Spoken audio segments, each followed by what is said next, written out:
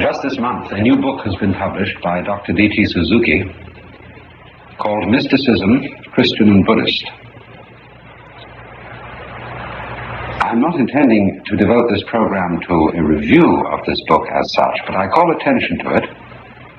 Incidentally, it's published by Harper's in New York for $3.50. But I rather want to call attention to a particular theme which the book deals with, the theme of a peculiar type of Japanese mysticism, I suppose you'd call it, associated primarily with the type of Buddhism which is called Shinshu. Shinshu, or to know it by another name, Jodo, or Pure Land Buddhism, is one of the most popular forms of Buddhism in the Far East, spreading over China and Japan, is found in Tibet, originally had some following in India, but has undergone a very marked and special type of development in Japan. And what makes it so popular is that in contrast, or apparent contrast, I should say, with other forms of Buddhism, it stands as a kind of easy way as distinct from a difficult way.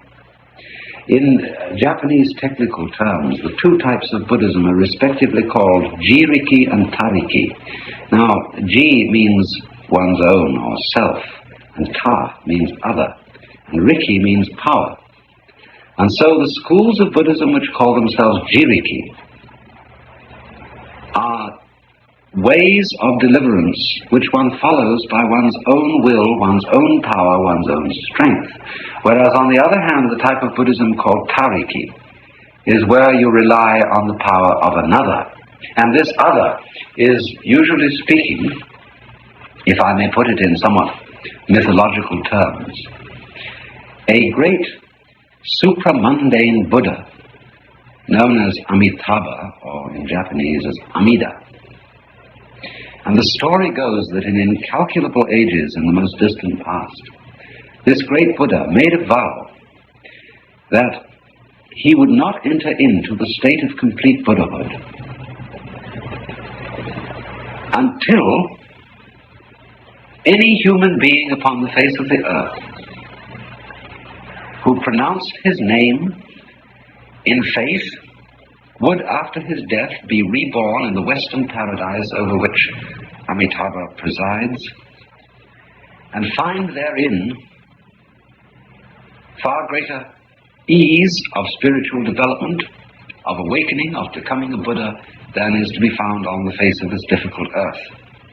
And all this, of course, derives from the ancient Indian idea that the present epoch of the world's unfoldment is the darkest of dark ages, called the Kali Yuga.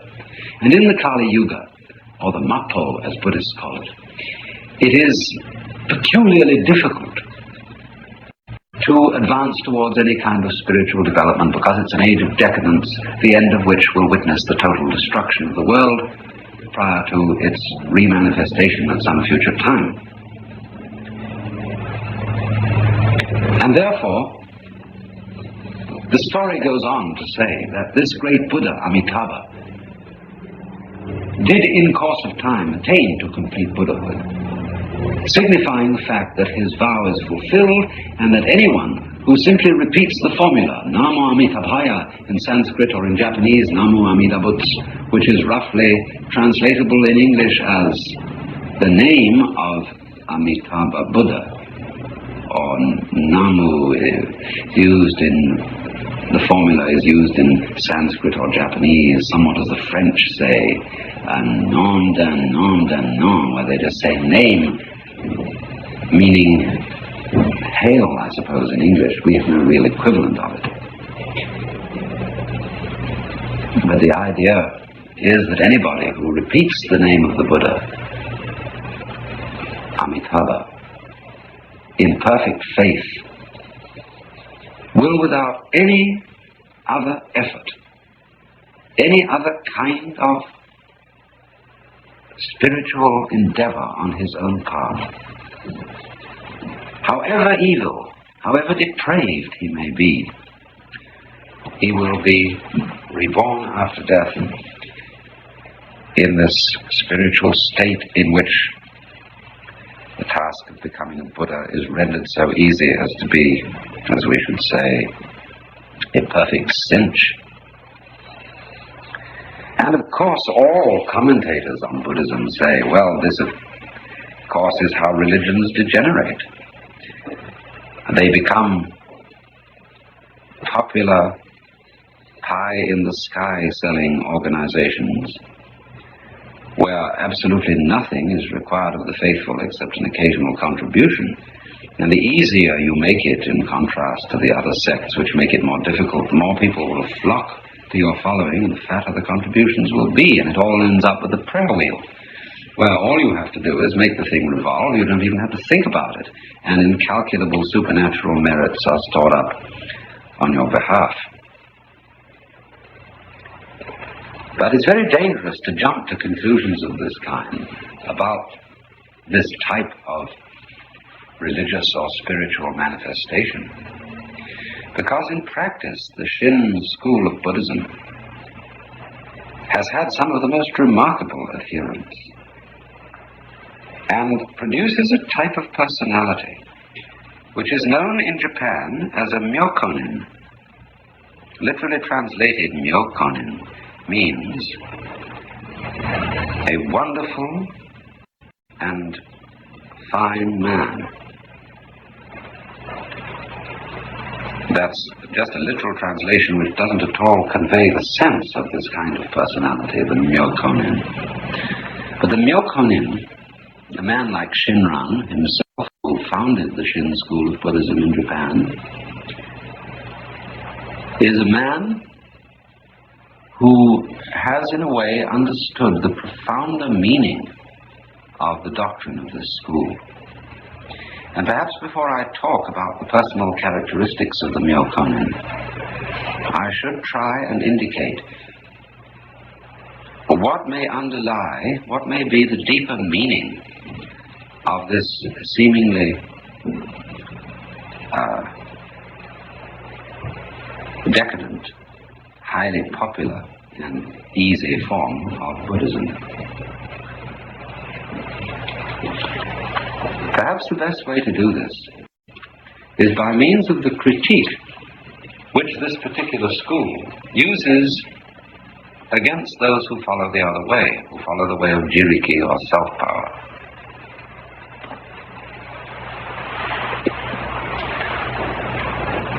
The followers of the Shin school would say that a person who attempts to make spiritual progress by his own efforts is battling against the worst possible obstacle to any progress at all.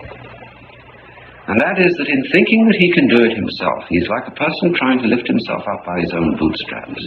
Or to put it in another way, he suffers from the pride of imagining that his own will, his own energy, is sufficient to change himself. After all, if he needs changing at all, it is precisely the character and the motivation of his own will and his own energy that needs changing. And how is this change going to be achieved? By that very will which so stands in need of change.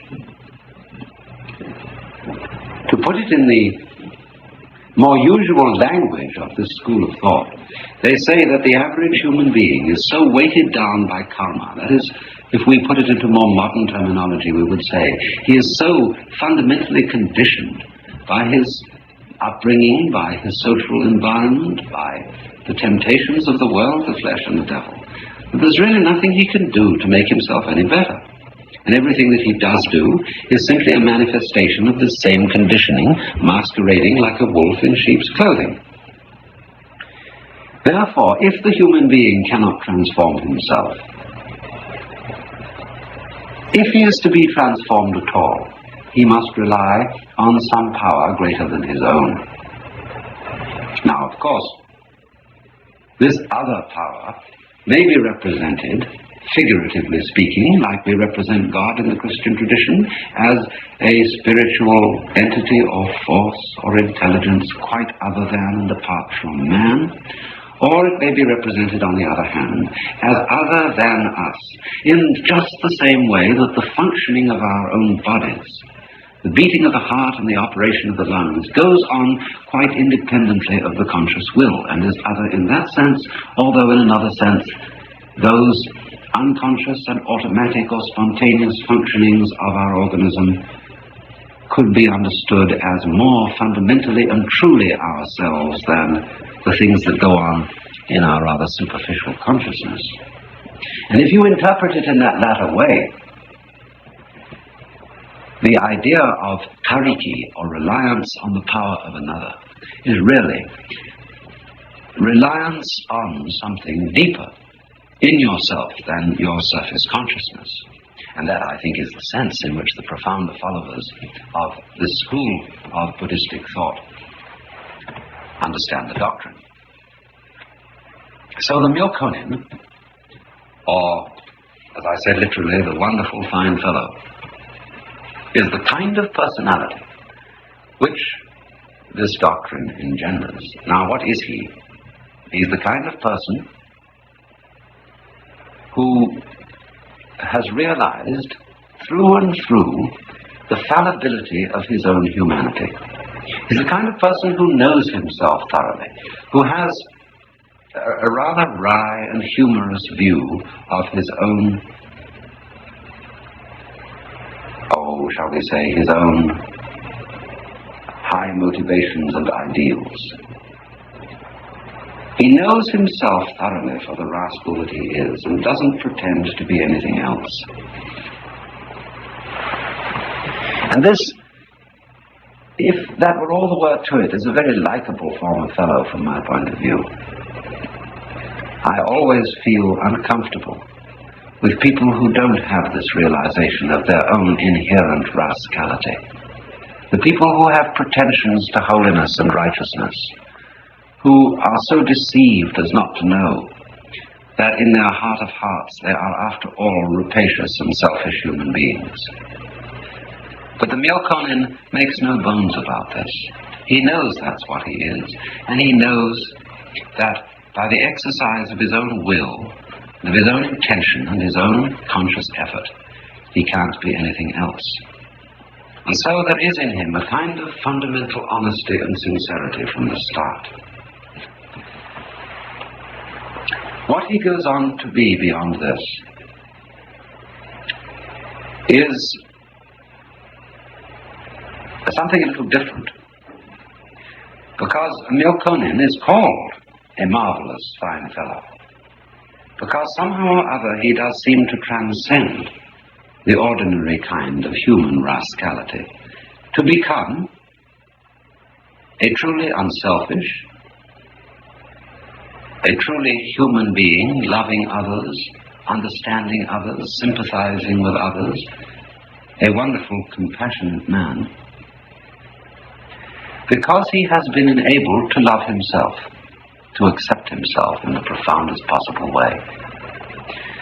For if you translate into more modern and less symbolic language this idea that by the mere repetition of a formula, by the mere act of faith in the power of a transcendent divine being, one is able to be saved or made a Buddha or perfected just as you are by an act of magic which lifts you up and transfers you to another realm. If you translate that, as I said, into a more contemporary way of talking, it would be to say something like this: that the intent of this symbology is to say that the condition of growing psychologically and spiritually is to let yourself alone and not to fight against what you are.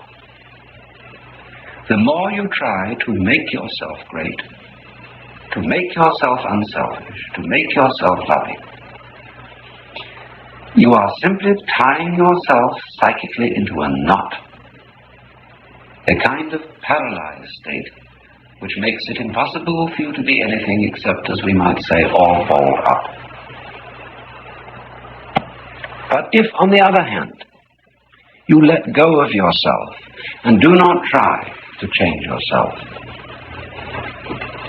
you relieve yourself from this inattention, you, as it were, unblock the conduits of psychic energy within yourself by not straining on them, and are therefore enabled to grow naturally like a tree or a plant. And this is exactly the attitude of the Myokonin. I think that one of the most fascinating of these characters is one who, as a matter of fact, did not actually belong to the Shin school of Buddhism, although he has in many ways entirely the same spirit, because at root there is not so much difference between this profounder understanding of the Shin school and other types of Buddhism, such as Zen. Zen is ordinarily understood to represent the extreme of the Jiriki way, of fighting along by one's own strength. But the intent of the Jiriki emphasis of Zen, the self-powered, the willful, striving sense, is something like this: to exert one's will to the utmost in order to realize its futility, to make the most desperate attempts to change one's motivation and one's conditioning in order to discover that in the last analysis it can't be done, and that it is merely a futile struggle to lift yourself up by your own bootstraps. And so, as a result of this, the Jiriki form of Buddhism produces very often the same type of personality as the Tariki.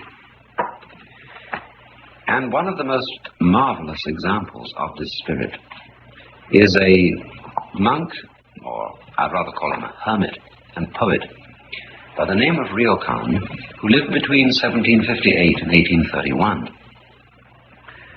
A man who is extraordinary in all the annals of sagehood and sanctity, for the reason that everybody loved him. I don't think he had any enemies at all, and this is really a very remarkable achievement. After all, it's so easy to be so holy that you're a challenge to the world, and that everybody feels uncomfortable in your presence, feels accused by your sanctity and given a bad conscience, and as a result of that you get loathed, you make all sorts of enemies, and finally you get crucified. But it's really a very remarkable achievement indeed to be all that, and lovable too, to be without enemies, the friend of everybody, and yet involving absolutely no compromise with one's integrity and honesty. Such a man was Ryokan. Really marvelous. And many, many stories are told about him, and I think these anecdotes about him describe his personality more delightfully than anything I could say by way of a character analysis or comment in that fashion. First of all, it must be understood that the Myokonin, or a type of person like Ryokan, is one who has truly become again as a child. He's not senile, he's not in second childhood in that sense, but a person who is really full of a genuine wonder for life, who has so accepted himself, so let go of himself, is so not pretending to be anything, or gives himself no airs and graces, that he can relax and be perfectly natural. And so the story is told that one day Ryokan was going along baking his food, and he met a friend who invited him to spend the night at his home. Well, in the room where he stayed, there was a picture of a tiger hanging on the wall. And Ryokan looked for a long time at the picture, and was so intrigued by it that after a while he came to feel that he himself was a tiger. He fell to the floor, and running around on all fours, he growled at the tiger in the picture. "Ah," he said. And the tiger seemed to look at him and answer him. Ryokan again shouted, "Ah, ah, ah." And the tiger seemed to answer and appeared to be going to approach him. And Ryokan, getting a great deal of fun out of this game, repeated it many times. But just then, a maid of the house appeared, and was quite astonished when she saw the priest on the floor.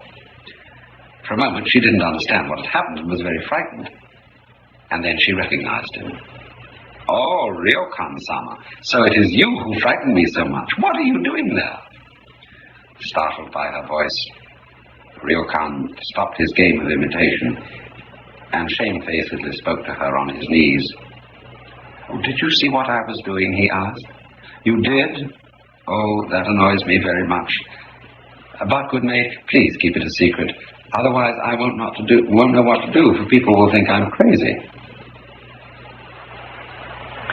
And then there's another story which tells of a servant boy who came to the little hermitage where he lived in the mountain, bringing a letter from one of his friends. And just at that moment, Ryokan was absorbed in trying to juggle his begging bowl on the top of a pole.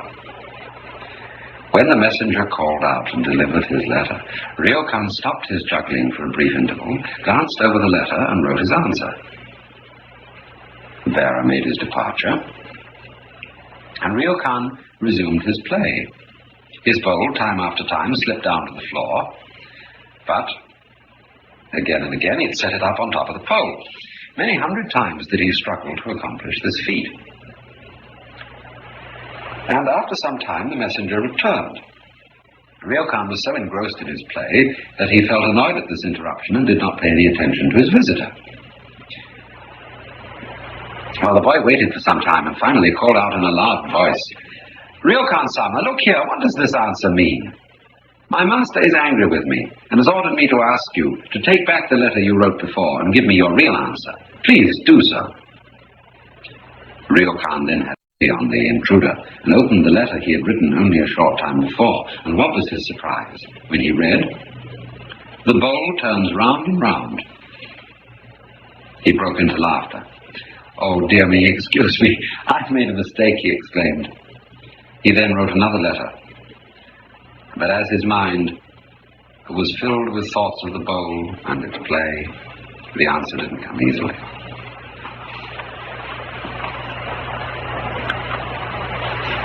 The great delight of Ryokan was playing with children in the village, where he went down to beg his food. And one fine autumn day, when he was going quietly through the village, he was suddenly disturbed by the sound of a voice, apparently coming from a persimmon tree. And turning his eyes to the place where the sound came from, he discovered a boy clinging in great fright to the topmost branches and crying for help. "Oh, wait a moment, my boy," he said. "I'll help you down, and then I'll pick some of the fruit for you." Ryokan brought the boy safely to the ground, and then began to pick the coveted fruit. He plucked one persimmon and was about to hand it to the child when he decided that it would be well to taste it first, in order to give away the very best. The first persimmon was therefore thrust into his own mouth. How sweet," he exclaimed. He picked another and again stuffed it into his mouth. Good. Again and again persimmons found their way into his mouth, accompanied by the exclamation, "Sweet, how sweet," to himself. "Oh, dear me," he said, "pardon me, do forgive me. I shall pick the best for you now, the very best of all, and as many as you like." Saying this, Ryokan dropped persimmons to the boy, one by one, all red and very sweet. And then there was once someone who told him that if you picked up money on the road, it made you feel very happy. So one day as he was traveling back to his hermitage, he thought he would try it and see what it was like. Accordingly, he took some of the coins which he had begged from the villagers and let them drop to the ground. He then picked them up, one by one. But though he did this many times, he didn't experience any particular feeling of joy. "I can't understand it," he said. "They tell me that it is pleasant. Surely they wouldn't deceive me." He tried it again and again, but always without any result. In the process of dropping and picking up his money, he gradually lost all he had in the grass. For a long time he had to search for the money, but he found it at last, and then with a cry of joy he exclaimed, "Ah, I understand now. To find money is certainly a delight."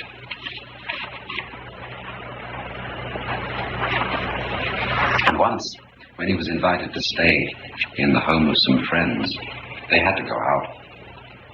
And they asked him to watch the house, and he got kind of sleepy. The cat was going to sleep on his lap, and suddenly he heard a funny noise. He thought it was the cat, but there was the cat asleep on his lap. What was that sound? He stole quietly to the paper screen which separated the veranda from his room and peeped through it with childish curiosity. And there in his room, he saw a shabbily dressed man searching in a chest of drawers and taking clothes out of it. Uh-oh. He's a sneak thief, thought Ryokan. Of course, Ryokan didn't want a thief to take clothes from his friend's house, so he made up his mind to frighten the robber and drive him away. He therefore crept into the room and stood behind the thief. And the robber, utterly ignorant of this, went out of the room with a package of clothes and hastened into another room to look for more. And Ryokan followed stealthily, stepping always about 10 feet behind him. And when the robber turned to the left, he also quickly went to the left. And if the thief turned to the right, Ryokan did the same, always just behind him. Another slight turn brought the robber almost in Ryokan's direction, but the priest was so quick that the thief didn't see him. It seemed to Ryokan as if he were playing a game of blind man's buff. So absorbed did he become in the game that before he knew it, the thief had slipped away with a stolen package. The priest suddenly came to himself and realized what a serious mistake he had made. But his concern was not so much over the lost things. His heart was full of pity for the thief, as he thought of his shabby clothes and his sad face.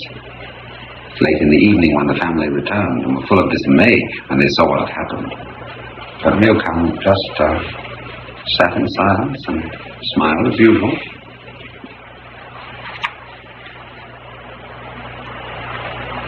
And then, among his written effects was found this curious little document. It just said, favorite things: cotton cap, towel, paper, fan, money, ball, and marbles. Necessities: bamboo hat, gloves, stick, bell. Things for travel: some clothes, an oil paper cape, a bowl, and a bag. Don't forget to read this before starting, otherwise you will suffer from want. He liked to smoke, too. He was very fond of tobacco. And he always had a shabby old skin tobacco pouch which he kept his tobacco in. Very often it was empty. Then he would go out on the streets with his tobacco pouch tied at the end of a long string down his back. People knew at once what he meant when they saw the pouch dangling behind him and would hasten to fill it with tobacco. Among other things, Ryokan was very famous as a calligrapher. His handwriting was greatly prized. And there was a barber to whom he used to go to be shaved, who very much wanted a specimen of his writing to hang on a kakemono, a hanging scroll on his wall. But Ryokan just wouldn't give it to him. Well, one day, in the middle of shaving his head, the barber stopped and left him half-shaved and said, "Now, I won't go on and finish shaving unless you give me the piece of writing I want." So immediately, Ryokan wrote it for him. And then the barber finished shaving him. The barber couldn't read. And some days later, when somebody who could read came into his shop, said, "Why, this inscription is incomplete. There's a word missing." So next time Ryokan came by, the barber said, "But you didn't write the full inscription." "Oh, no, I know," he said. "I didn't write the full inscription because you didn't shave all of my head. The missing word, you will find I've written the same inscription but put the missing word in twice. At the home of an old widow who always gives me extra bean curd when I need it." Such, by anecdotes, is the temper of a man who is profoundly at home in the world and difficult to think about, difficult to talk about. Because to praise such a character is to tempt one to imitate him. And one can only imitate him by not doing so at all, but by being just completely oneself.